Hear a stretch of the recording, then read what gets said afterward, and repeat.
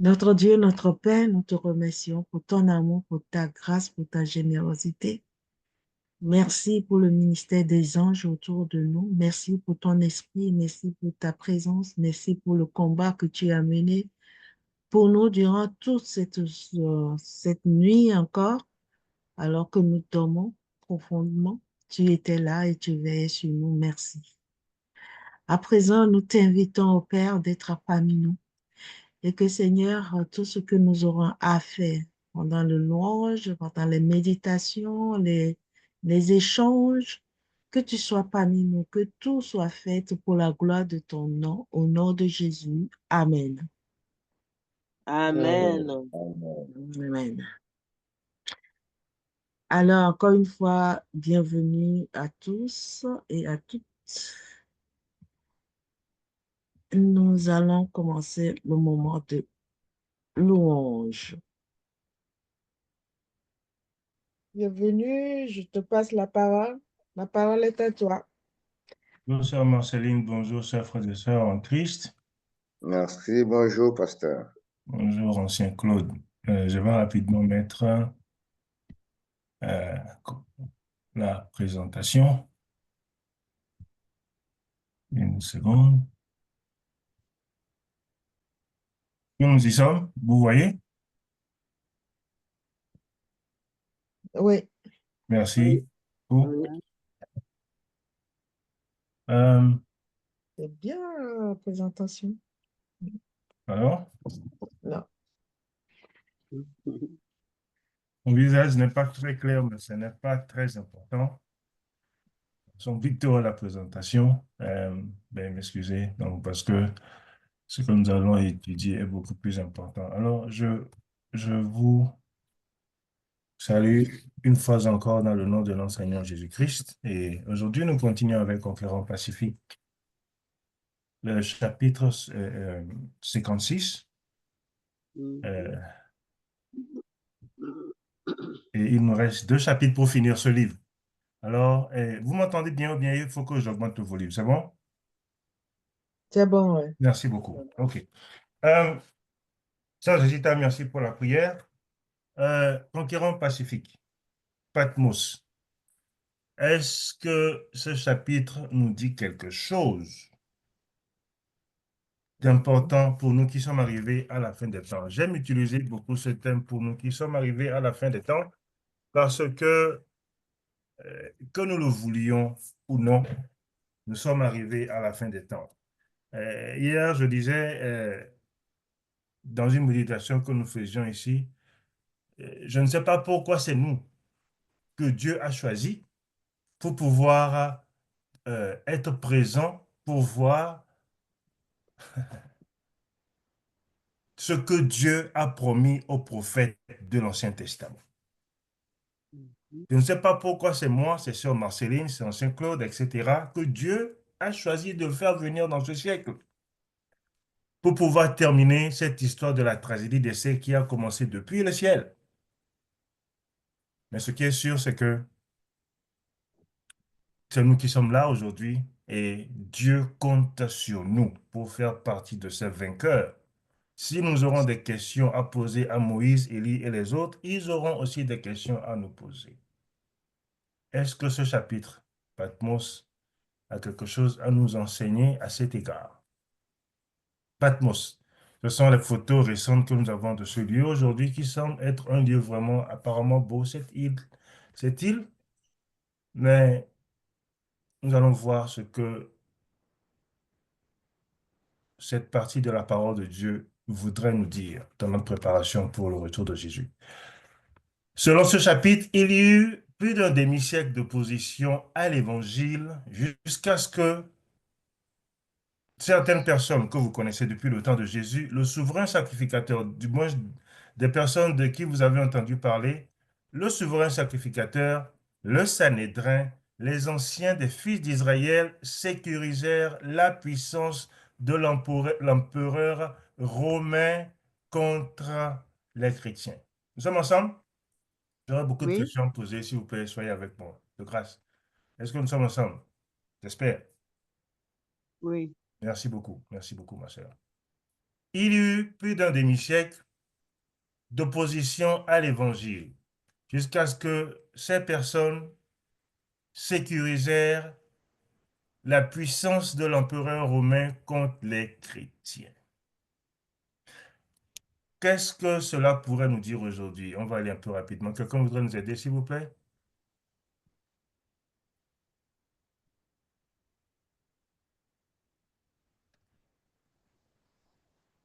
C'est quoi la question? Il y eut plus d'un demi-siècle d'opposition à l'évangile jusqu'à ce que le souverain sacrificateur, le Sanhédrin et les anciens des fils d'Israël sécurisèrent la puissance de l'empereur romain contre les chrétiens. Est-ce que cela nous dit quelque chose aujourd'hui? Juste une minute, s'il n'y a pas de réponse, on va continuer.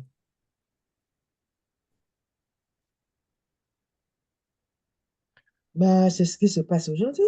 Comment ça? Aujourd'hui, il y a l'opposition aussi à l'évangile. Et ça OK, continue, en fait. OK. La persécution a commencé quand les fils d'Israël, les leaders du temple d'Israël, les gourous juifs ont sécurisé la puissance de l'empereur romain contre les chrétiens. Qu'est-ce que cela nous dit? Parce que je voudrais qu'on fasse des études contextuelles pour comprendre le temps. C'est pour cela que je suis en train de faire ceci. Ce ne sont pas des études que nous faisons juste pour nous enrichir spirituellement. Ils ont un contexte très important. La persécution est arrivée quand ces souverains sacrificateurs ont sécurisé la puissance de l'empereur romain contre les chrétiens. Autrement dit, l'union de l'Église et de l'État, c'est ce qui emmène la persécution chez les chrétiens. Est-ce que nous sommes ensemble? Quand l'Église s'est unie à l'État, comme ce fut le temps, Rome unie avec les dirigeants de l'Église, c'était le début d'une persécution farouche contre les chrétiens. Contre les chrétiens. Aujourd'hui, nous assistons à un monde où l'État se voit obligé, ou se sent être obligé d'être uni à l'Église. Mais tenez-vous bien, c'est le grand signe qu'une persécution arrive. Parce que la voix de l'Église qui voudrait persécuter les enfants de Dieu deviendra la voix de l'État. Ok, je continue. Durant la persécution, Jean affermissait la foi des chrétiens. Combien important était cette mission de Jean dans la vie des croyants au cours de la persécution?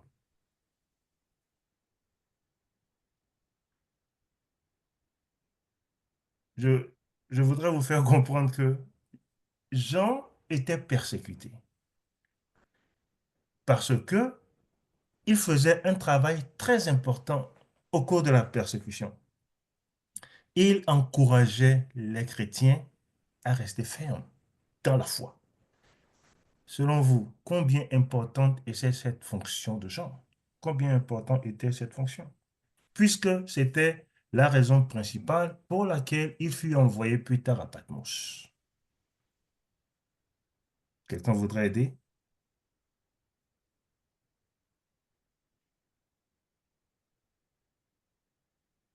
Oui, Oui, mon frère.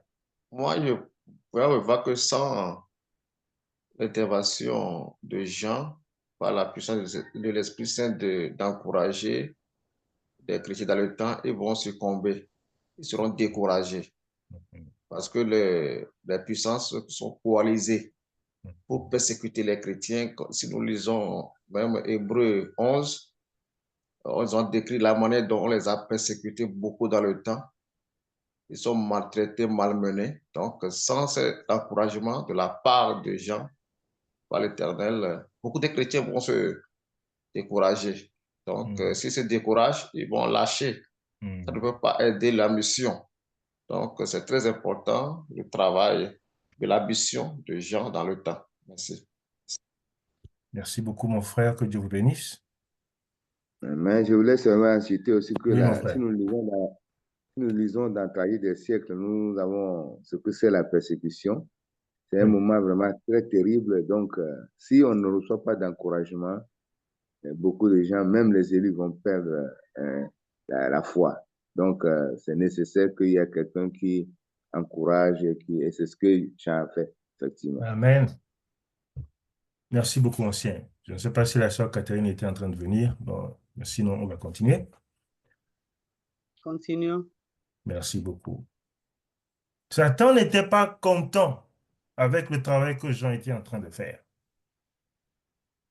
Il voulait décourager, désarmer les chrétiens afin que leurs yeux ne soient plus sur Jésus dans les moments les plus importants. Et pour cette raison, ils ont tout fait pour empêcher Jean dans sa fonction. Mais Jean, son témoignage était si convaincant que ses persécuteurs ne pouvaient même pas s'opposer au travail qu'il était en train de faire dans la vie des chrétiens de ce temps-là. Alors voici ce que nous disons.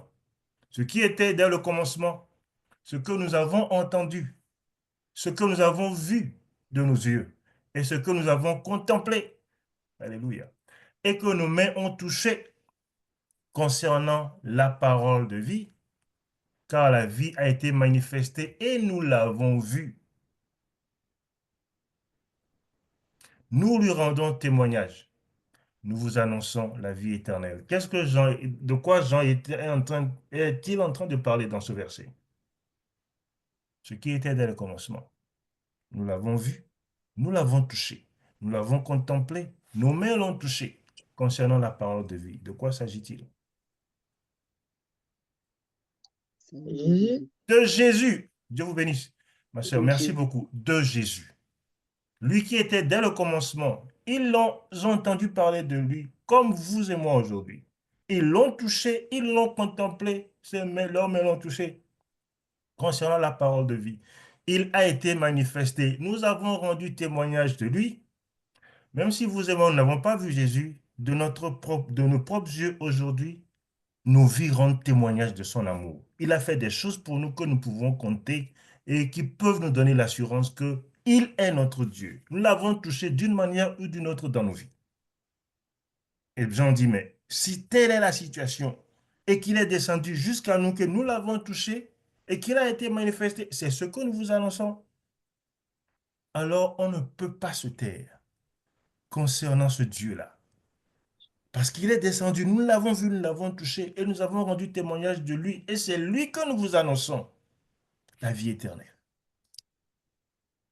Deux choses dans le témoignage de Jean. Son témoignage était vrai et son témoignage était soutenu par la puissance de Dieu.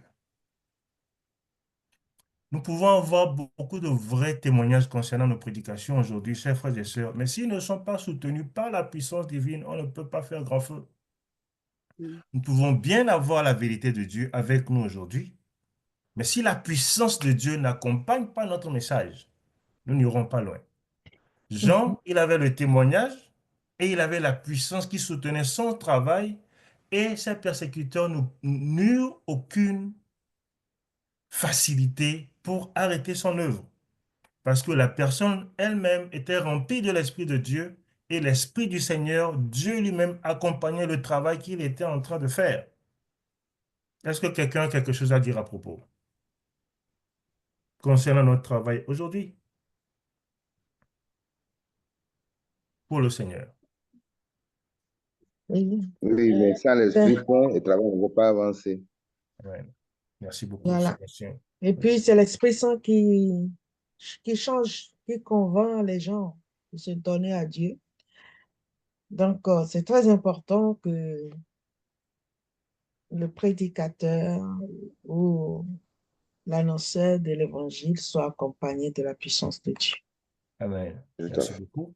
C'est important que l'œuvre du prédicateur soit accompagnée de la puissance divine. Et sans la puissance, comme l'a dit aussi l'ancien, on ne peut pas.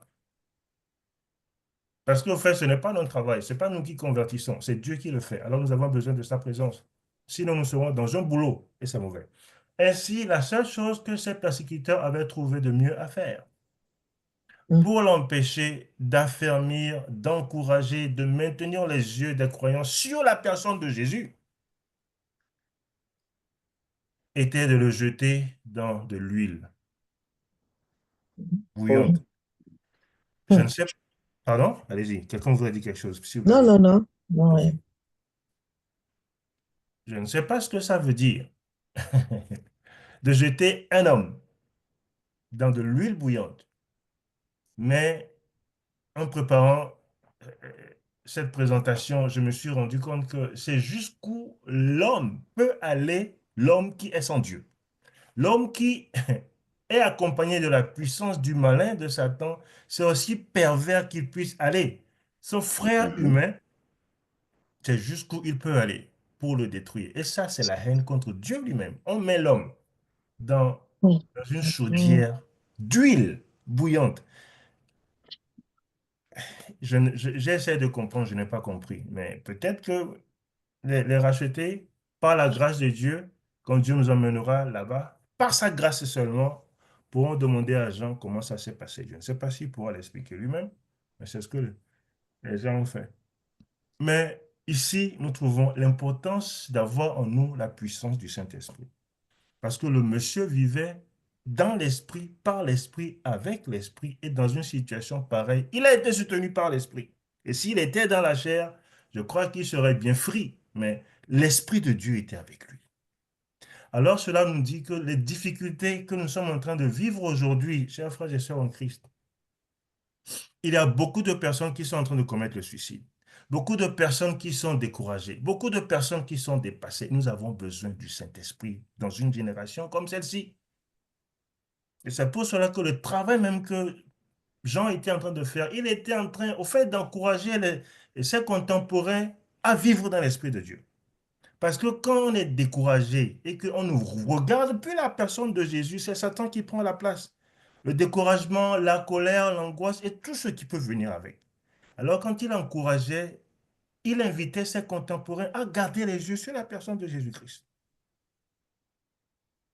Satan n'était pas content avec ça. Il a été mis dans l'huile bouillante. On peut ne pas être mis dans l'huile bouillante demain, mais on serait peut-être dans une situation compliquée, difficile. Mais avec la grâce et le Saint-Esprit, le Seigneur pourra nous aider à supporter ces événements pour sa gloire. Amen. Amen. Amen. Merci beaucoup. Amen. Ainsi, les chrétiens seront découragés, c'est ce que le frère Philippe a dit, désespérés, perdront la foi, seront perdus. Et le nom de Jésus, alors, fera quoi? Ne sera pas propagé. C'est le but ultime de Satan. Mais l'apôtre se sentit honoré de souffrir pour la personne de Jésus.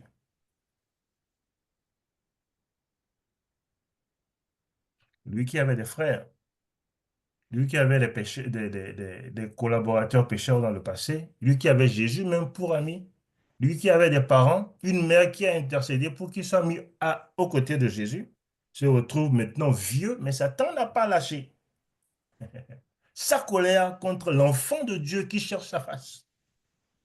Donc ce n'est même pas une affaire d'âge, chers frères et sœurs en Christ. Même quand on a vieilli, comme l'apôtre Paul, tant qu'on veut suivre Jésus, Satan est toujours derrière. Le monsieur a vieilli, il est fatigué. Il a pris de l'âge. Il a perdu ses forces. L'ennemi est toujours derrière lui.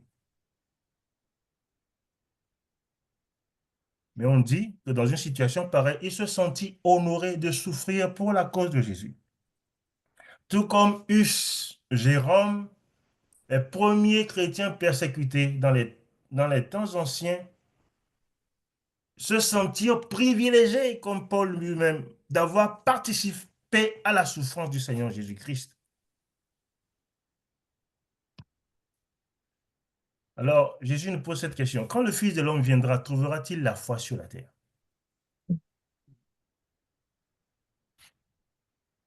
C'est à nous seuls de répondre à cette question. Mm. Parce que le verset dans lequel, le contexte immédiat du verset dans lequel celui-ci a été pris, on dit, et les saints criant à Dieu nuit et jour, Dieu ne leur fera-t-il pas grâce? Les saints dont il s'agit, ce sont ceux qui crient à Dieu dans le temps de détresse nuit et jour. Délivre-nous du mal. Ne nous soumets pas à la tentation. Délivre-nous du mal. Délivre-nous du mal. Comme nous retrouvons cette citation dans l'esprit de prophétie. Ce temps sera pour eux comme une éternité. La Bible dit, est-ce que Dieu ne viendra-t-il pas les sauver? Bien sûr, quand ils verront l'étoile, la petite main de nuage, ils sauront que finalement leur sauveur est arrivé. Mais avant ce temps, est-ce que Dieu trouvera la foi sur la terre?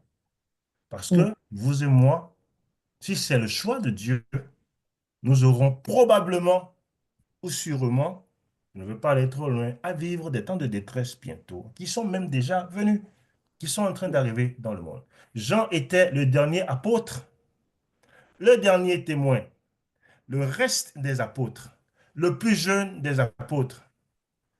Vous voyez ce que cela voudrait nous dire? Vous avez vu sur l'écran? Jean est une représentation de l'Église du reste. Il était le dernier apôtre, le dernier témoin de Jésus, le reste, le plus jeune.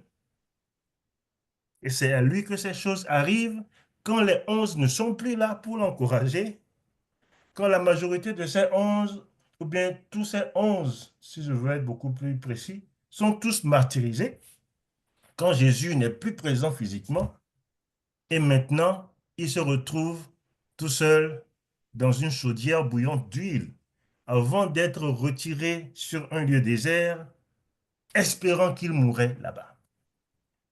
Jean, son histoire est une représentation de l'Église du reste, ou du moins du reste de l'Église de la Odyssée, que vous et moi sommes, ou dans lesquels nous sommes supposés être.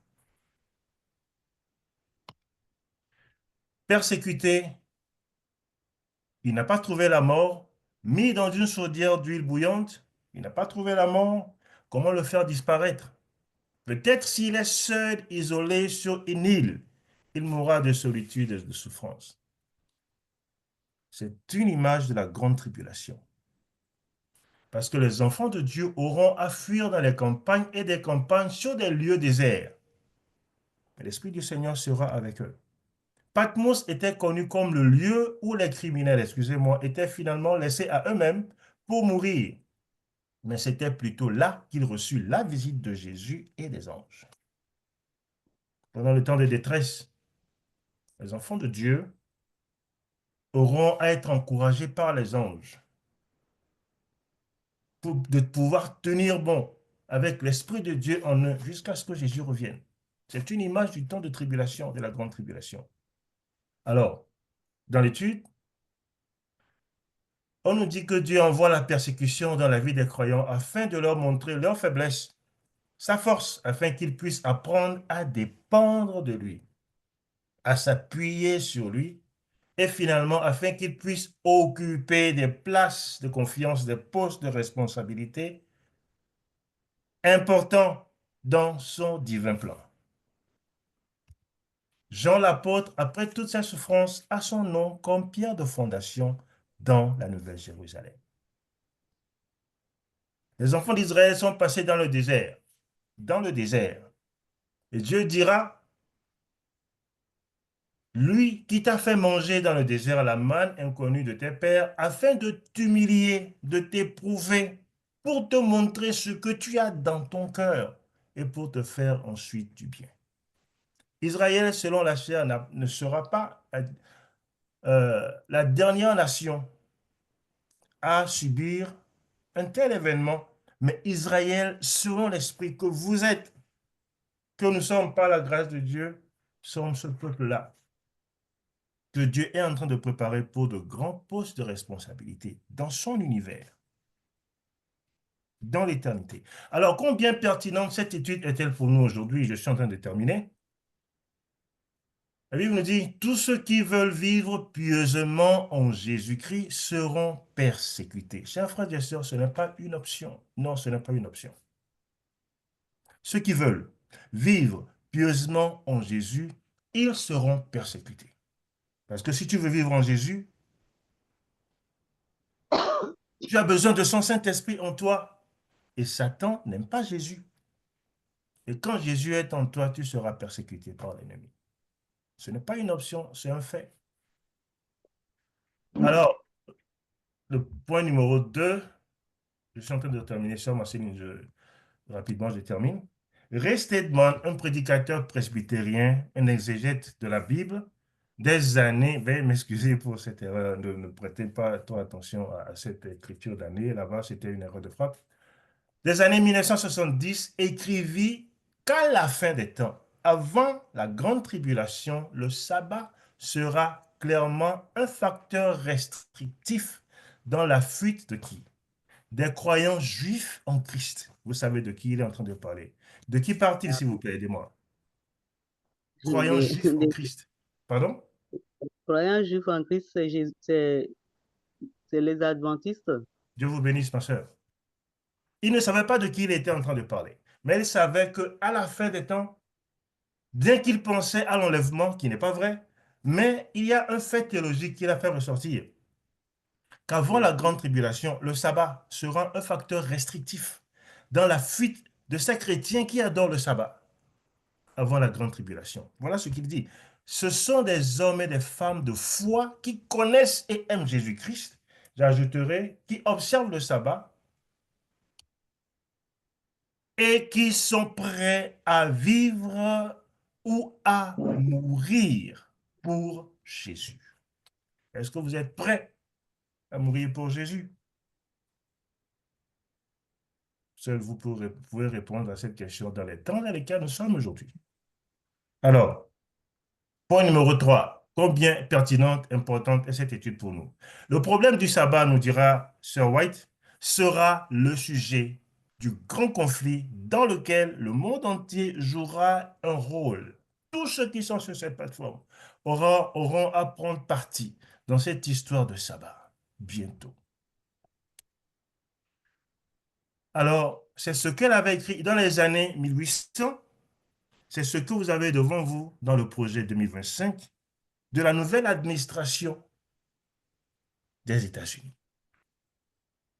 Ceci a été écrit depuis 150 et quelques années. Aujourd'hui, nous avons ça devant nous.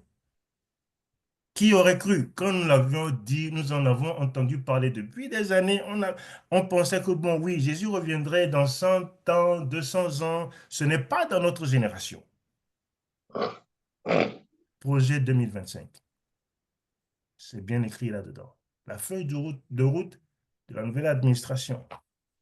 Alors, elle écrit, dans l'acte même d'imposer un devoir religieux par le pouvoir séculier, les églises évangéliques, comme vous le savez, formeraient elles-mêmes une image de la bête. Ainsi, l'imposition de l'observance du dimanche aux États-Unis, elle a été assez claire, reviendrait à imposer le culte de la bête et de son image. Alors, ce qui m'a intrigué dans la préparation de ce message, voici ce qu'il y a sur l'écran. Lorsque Jésus quitte le lieu très saint, son esprit de retenue est retiré des dirigeants et du peuple, de la terre, autrement dit. Alors, quand Jésus quitte le lieu très saint, de telles lois seront établies par le conseil et la direction de Satan que si le temps n'était pas court, aucune chair ne pourrait être sauvée. Selon ce que Ellen White dit dans cette citation, quand Jésus-Christ est en train de quitter le lieu très saint, les hommes, sous le contrôle de Satan et des anges maléfiques, commenceront par faire sortir des lois bizarres, au point où si le peuple de Dieu n'est pas prêt, personne ne serait sauvé. Est-ce que ces lois sont en train déjà d'être formatées? J'espère que vous pouvez répondre à cette question. Dans le projet 2025, nous l'avons vu le dimanche passé, le Congrès devrait encourager le repos communautaire en modifiant la loi sur le foire, etc. Et pour exiger que les travailleurs soient payés en temps et en heure, une demi-heure pour les heures travaillées le jour du sabbat. Ce jour serait par défaut le dimanche. C'était bien écrit déjà. Et vous l'avez vu, que la prophétie de Dieu ne ment pas. mais seulement qu'elle est arrivée dans notre génération. Et elle est sous nos yeux. Combien pertinente est cette étude pour nous? Excusez-moi. La statue de l'ancien Dieu du sacrifice d'enfants exposée à Rome le 6 novembre 2019 dans les jardins du Vatican. Cette statue de Moloch a été érigée 7 jours avant un événement. C'était le synode de l'Amazonie dans les jardins du Vatican. Vous savez ce qui se passait dans les années 2019? C'était le début de la pandémie. Période au cours de laquelle certaines personnes nous ont fait comprendre que nous sommes rentrés dans le nouvel ordre mondial. Et cette statue de sacrifice d'enfants, cette statue de Moloch, je veux bien croire que c'était un avertissement pour vous et pour moi, parce que nous sommes dans la logique de sauver la planète. Et celui qui ne veut pas collaborer, vous comprenez ce que cela veut dire. La présence de cette idole a suscité une inquiétude particulière parmi les catholiques car elle a été érigée 9 jours avant le synode amazonien et le scandale qui a suivi concernant la vénération de l'idole de la Pachamama au Vatican en présence du pape François et des prélats de haut rang. C'est un avertissement pour vous. La persécution ne concerne pas seulement l'apôtre Jean. Il est un précurseur pour nous encourager à savoir le moment dans lequel nous sommes en train de vivre. Je termine. Ellen White nous fait comprendre que le ciel sera pour ceux qui le désirent avec un désir intense, qui font des efforts proportionnés à la valeur de l'objet qu'ils recherchent. Nous sommes en train d'arriver à la fin de temps de grâce. Je ne sais pas ce que cela veut dire que lorsque Jésus quitte le sanctuaire, il y a des lois qui seront érigées. Décret, décret, décret, décret, décret, décret. Quand il est en train de quitter, a-t-il déjà quitté? Je ne saurais le dire. Mais nous sommes en train de voir les décrets déjà. C'est là le problème. Alors, Jésus-Christ avait dit à quelqu'un qui est venu le voir, tu n'es pas loin du royaume. Cela voudrait dire qu'il était quelque part dans le royaume, près du royaume. C'est très important. Parce que là, maintenant, nous sommes en train de toucher à notre vie spirituelle en terminant cette étude. Jésus-Christ ne lui a pas dit, tu es totalement perdu. Mais il a dit, tu n'es pas loin, il te manque quelque chose. Nous avons vu la fois passée, je ramène cette diapo intentionnellement, s'il vous plaît, parce que nous sommes dans des temps fâcheux. C'est notre destinée éternelle qui est maintenant dans la balance. Et nous avons peu de temps pour dire beaucoup de choses. C'est pour cela que j'ai demandé à Sœur Marceline une permission de pouvoir parler un peu. Et j'ai presque fini. Parce qu'on peut rater ces études. Mais notre destinée est dans la balance. Ce que nous pouvons faire, c'est maintenant que nous devons le faire. Écoutez regardez ce qu'il y a sur l'écran. Dieu n'imposera la perfection à personne pour l'introduire dans le ciel. Il faut que ce soit le fruit d'une coopération personnelle avec le Saint-Esprit. Un désir ardent de changer personnel. Ce n'est pas un caractère qu'il nous impose. C'est un but auquel nous arrivons par désir personnel. Avec l'assistance du Saint-Esprit, si nous coopérons avec Jésus, avec son Saint-Esprit. J'espère que nous sommes ensemble. Le Seigneur considère le chrétien en croissance comme parfait s'il est satisfait avec son développement. Si nous ne sommes peut-être chrétiens que depuis un temps et que notre compréhension des choses spirituelles n'est que partielle, si notre foi est faible, Dieu nous considère comme si nous sommes parfaits. Amen. C'est le cas du larron sur la croix. Il venait de connaître Jésus, mais il était prêt à aller jusqu'au bout. Il a saisi l'opportunité qui lui était donnée dans le moment et Jésus a compris sa situation. Excusez-moi de vous dire que le cas de ce larron n'est pas notre cas, s'il vous plaît. Après un certain nombre d'années, un certain nombre de temps passé dans la maison de Dieu, Dieu espère de nous une certaine croissance spirituelle satisfaisante, digne de ceux qui marchent avec lui depuis longtemps, s'il vous plaît. Le résultat spirituel que Dieu attend de ces derniers est le suivant. Le larron, il a connu Jésus dans le temps, il était prêt parce que tout le salut était devant lui. Il n'était pas parfait, il ne connaissait pas toute la vérité. Probablement, il les a entendus dans la foule quand il était parti voler, parce qu'il était là à Jérusalem, dans la Palestine, quand Jésus prêchait. Il connaissait que c'était le Messie dans les 3 ans et demi, mais il se retrouve devant le monsieur, il dit, je suis prêt à tout. Il n'avait pas connu toute l'histoire du salut. Il commençait à peine, mais Jésus, parce qu'il était prêt, l'a reconnu comme parfait. Ce n'est pas notre cas. Pourquoi? Parce que pour nous qui sommes arrivés à la fin des temps, pour nous qui sommes dans l'Église depuis des années, notre situation est différente et la voici sur l'écran. Le chrétien est également considéré comme parfait lorsque par la justice impartie du Christ, il atteint le point où il ne pêche plus même en pensée. Un tel individu, grâce au pouvoir divin qui lui a été fourni, a atteint le niveau le plus élevé de la perfection atteignable dans cette vie. Écoutez, à la fin du temps de grâce, que nous sommes en train de dire que Jésus est en train de sortir et les lois sont en train de sortir sur la terre, chacun des saints vivants aura par la grâce de Dieu atteint ce niveau de perfection.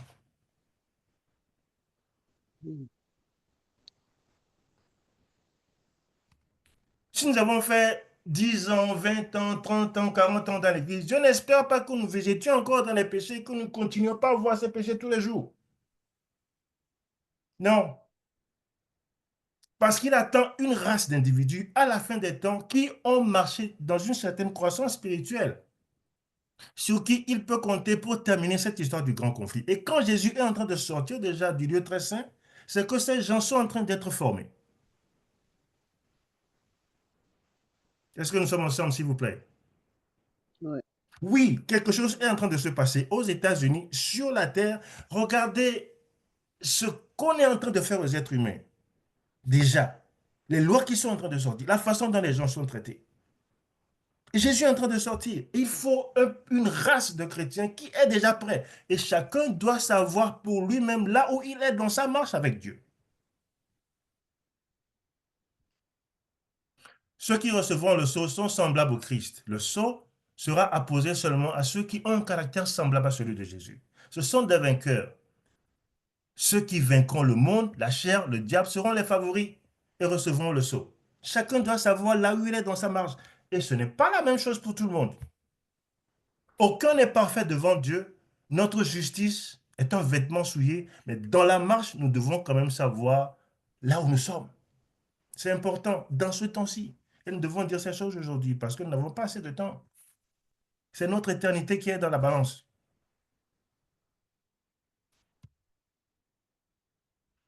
Ils seront purs sans tâche. Il est maintenant temps de se préparer. Le sceau ne sera jamais placé sur le front d'une personne impure, mais sur le front des hommes et des femmes. Non sur le front des hommes ambitieux, mais placé sur le front des hommes et des femmes, non sur le front de ceux qui sont mensongers, mais tous ceux qui reçoivent le sceau doivent être sans tâche devant Dieu. Et quand Jésus est en train de sortir, certaines personnes sont en train de recevoir le sceau. Sur la plateforme qui, je n'en ai aucune idée, c'est Dieu qui sait. On ne peut pas dire que telle personne n'a pas reçu, telle personne a reçu, telle personne est en train de... Non, chacun vous dit pour lui. Mais nous devrons encourager chacun à aller de l'avant. C'est pour cette raison que le travail que Jean était en train de faire, Satan était contre. Pouvons-nous avoir l'assurance du salut? Celui qui croit au Fils de Dieu a ce témoignage ou en lui-même. Celui qui ne croit pas, Dieu le fait menteur, puisqu'il ne croit pas au témoignage que Dieu a rendu de son Fils. Mais si tu as cette conviction par le Saint-Esprit, pas une présomption, non. Mais quand l'Esprit te convainc que dans la marche avec Dieu, tu es en train d'aller devant, ce n'est pas moi qui le dis, c'est la parole qui le dit. Si tu confesses de ta bouche le Seigneur Jésus et si tu crois dans ton cœur que Dieu l'a ressuscité des morts, tu seras sauvé.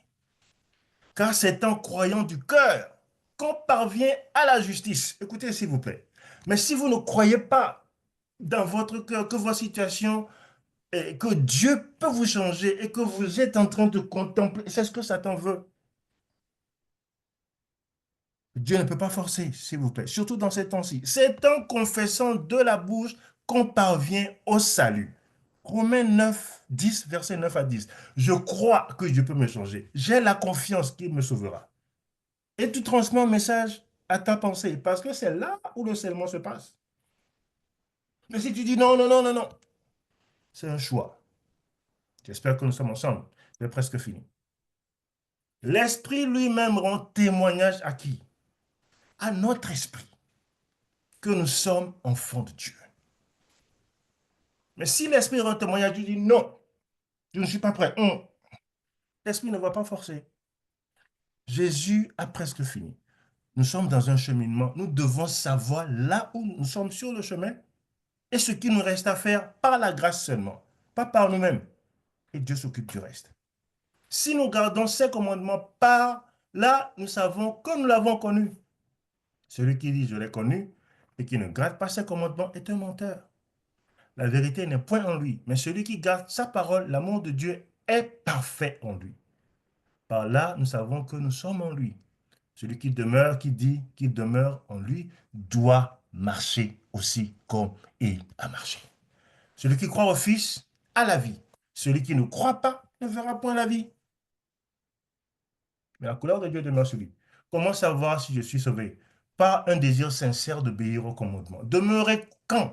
Chaque jour dans la parole. Chaque jour dans la parole. Coopérer quand?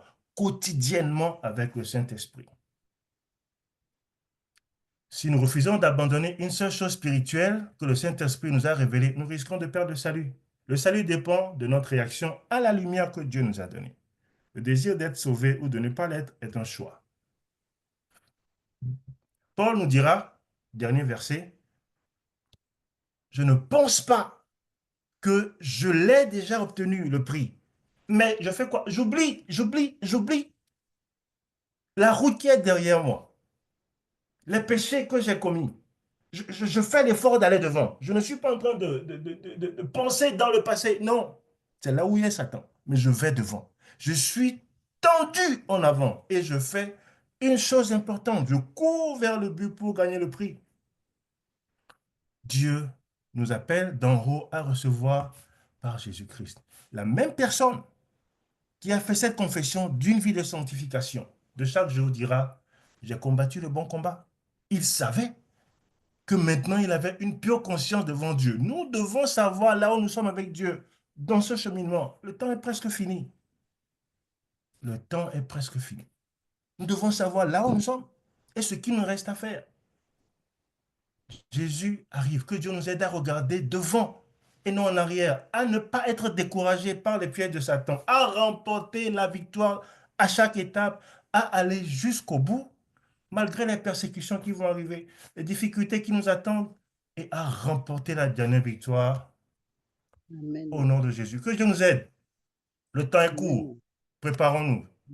Satan connaît son temps, il est déjà à l'œuvre. Que Dieu nous réveille. Au nom de Jésus. Amen. Amen. Amen. Amen. Amen, amen, amen. Amen. Amen. Est-ce que quelqu'un a une question? On va prendre deux questions. Pour moi, c'est bien clair. Amen. Quelqu'un veut rajouter quelque chose, un appui?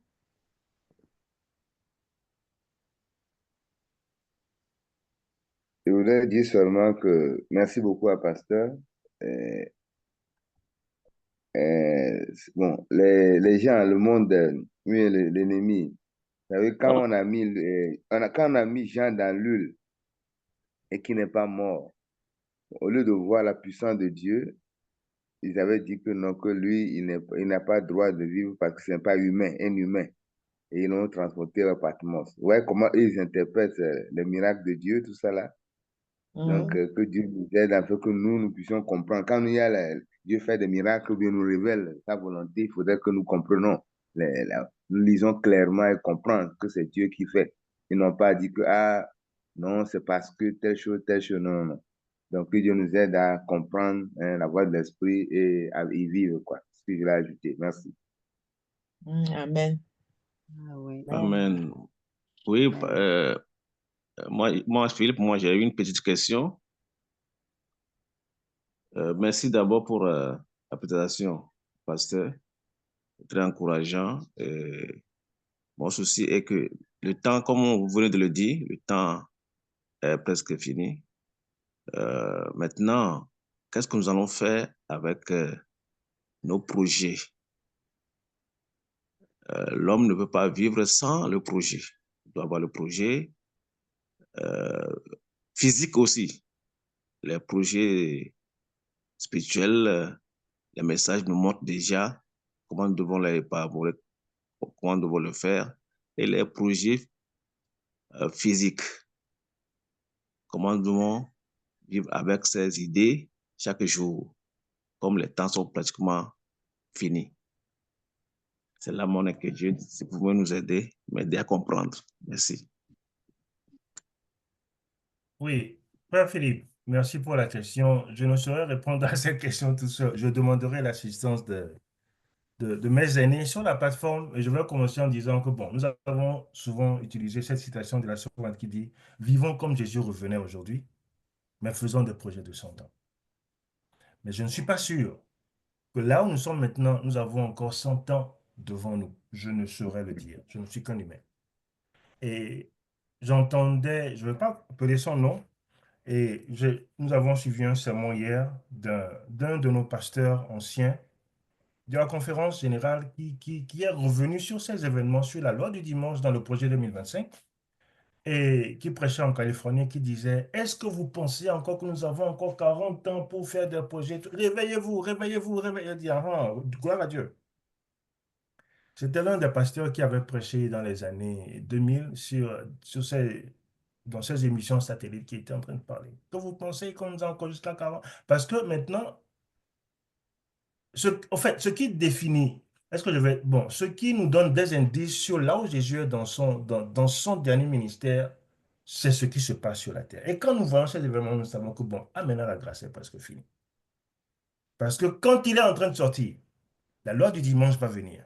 Cette loi est déjà dans ce projet. Et nous voyons là où nous sommes dans cette loi. Et nous savons là où ces gens sont en train d'aller. C'est eux qui vont nous dire maintenant quand et comment adorer Dieu. OK.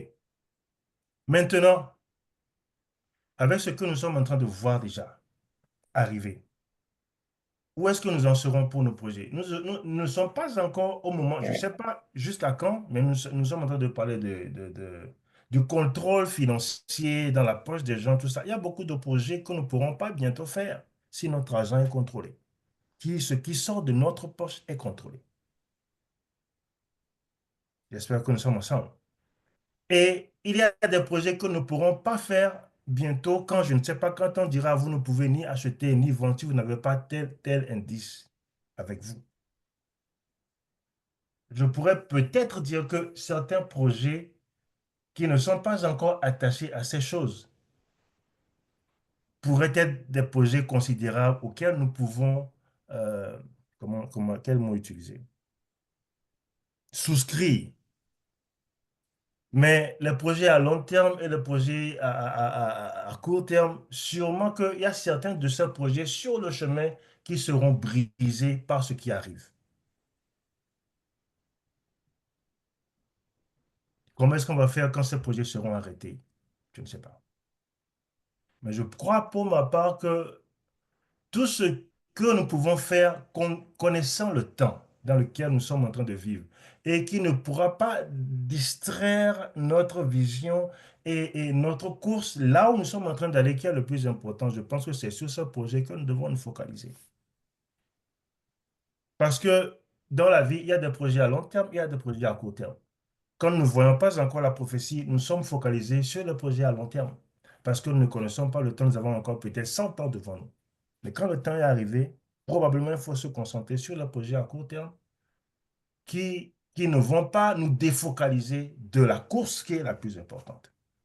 C'est la seule réponse que je peux donner en tant qu'humain et je voudrais sincèrement laisser la place à mes années pour qu'ils puissent ajouter et dire quelque chose. Parce que quand vous ne pourrez ni acheter ni vendre, quand vous serez dans beaucoup de restrictions dans les villes, honnêtement, sincèrement, je ne sais pas quand exactement nous avons les signes devant nous. Là, maintenant, ce qu'on appelle projet, j'ai posé cette question hier sur une plateforme, 10 jours, si on entend aujourd'hui, hier lors du dimanche, où est-ce que vous serez? Quelle serait votre priorité dans la prière? Les projets sont aussi dedans. Il y a certains qui seront totalement laissés de côté. Mais de façon pratique aujourd'hui, je préfère m'en arrêter là, sincèrement, pour essayer. Parce que, au fait, pour terminer rapidement, Jésus a appelé certaines personnes pour le remettre. Qu'est-ce que certaines personnes ont dit? J'ai des champs que j'ai achetés. Je suis désolé, je n'ai pas le temps. Une personne, ah, j'ai un mariage. Je suis désolé, je n'ai pas le temps. Une personne a dit, ah, j'ai quelque chose, un business là, je viendrai après. Au fait, ce sont ces projets même là qui nous empêchent de nous préparer. Nos finances, notre vie d'aujourd'hui, nos familles. Ce sont là les modules qu'il y a dans cette parabole. Donc, et ce sont ceux-là qui ont perdu la vie éternelle. Et Jésus est parti chercher d'autres personnes. Donc, nous devons avoir cette balance-là et cette sagesse pour pouvoir savoir comment gérer les projets dans les temps comme ceci. Quand nous voyons les signes, nous devons reconsidérer. Je m'arrête là, sincèrement, s'il vous plaît, aidez-moi, les aînés. Merci.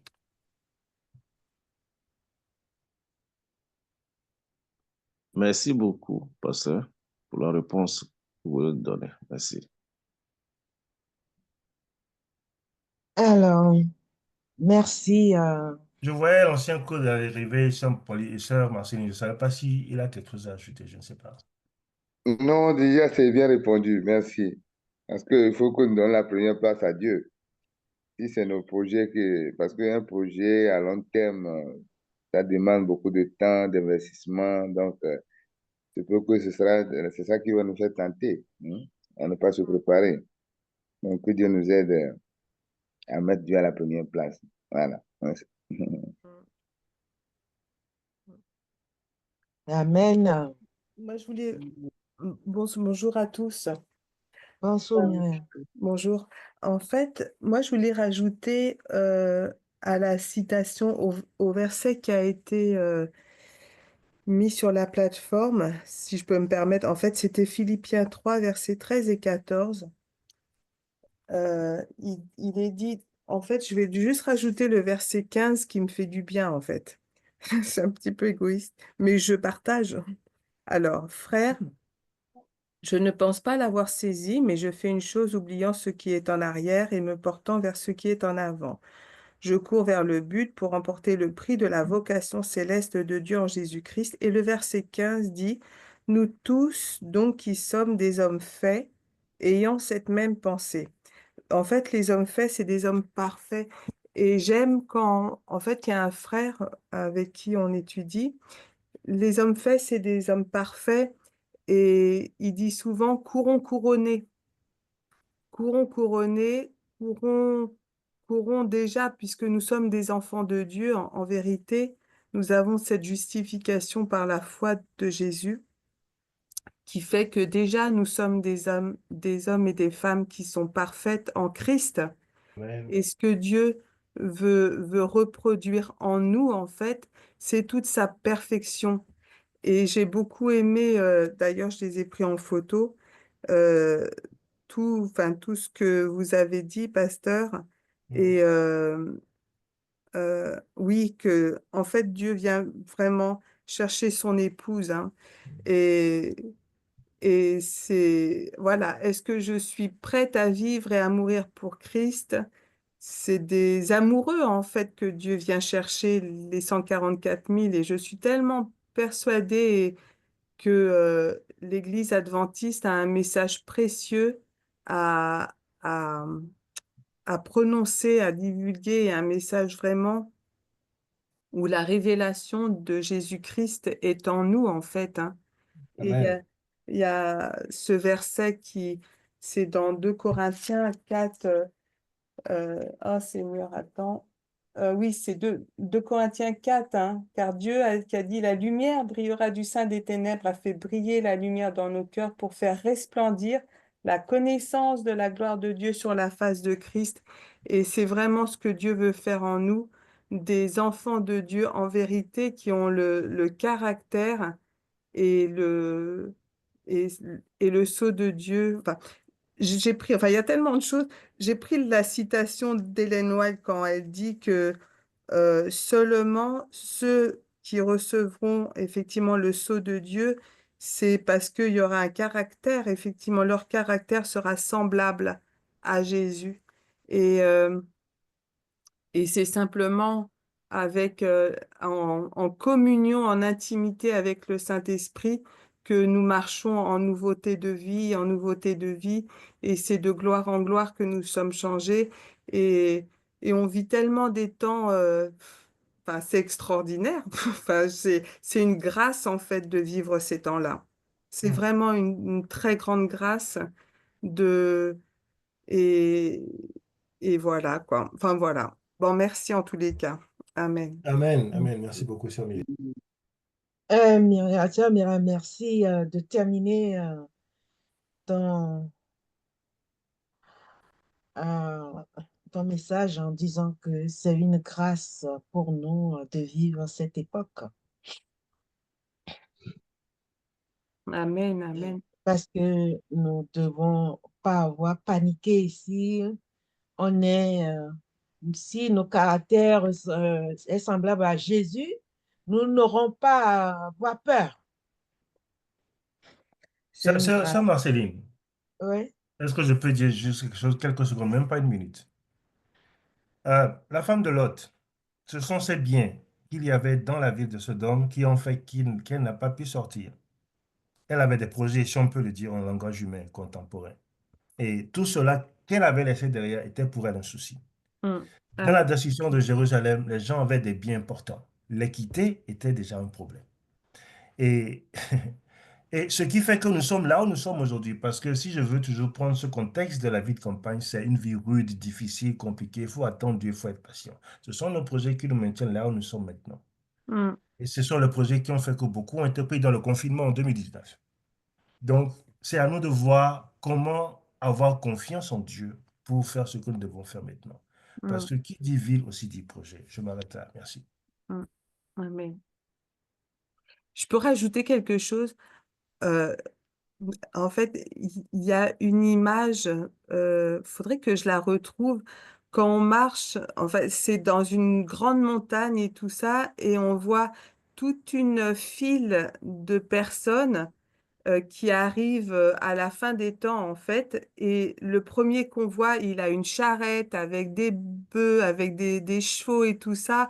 Après celui-là, l'autre, après, il délaisse sa charrette, il lui reste plus que le cheval. Et l'autre, après, il lui reste plus que, en fait, il a plus son cheval, il a qu'un sac à dos. Et après, en fait, pour arriver au bout du chemin, donc de la fin des temps, avec rien en fait, avec rien, avec seulement nous en fait, nous et Dieu en fait, parce que tout ce qui est, c'est comme dit l'apôtre Paul, moi qui est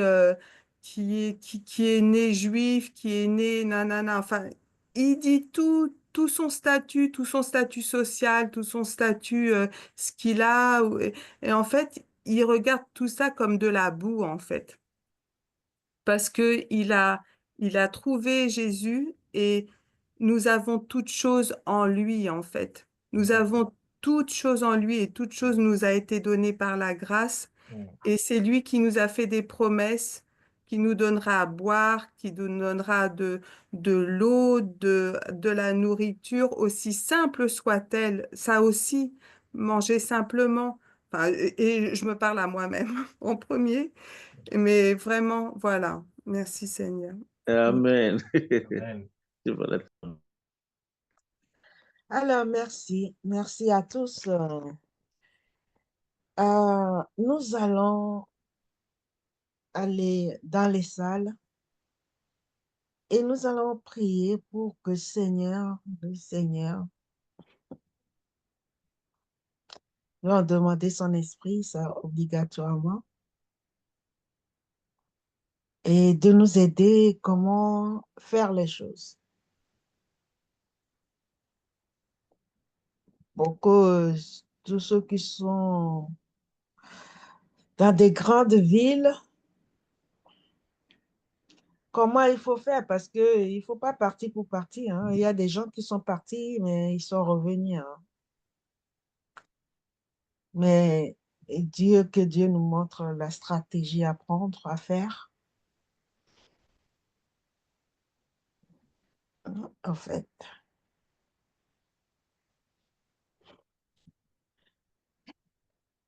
Et prions pour nous, les uns pour les autres. À tout à l'heure dans les salles.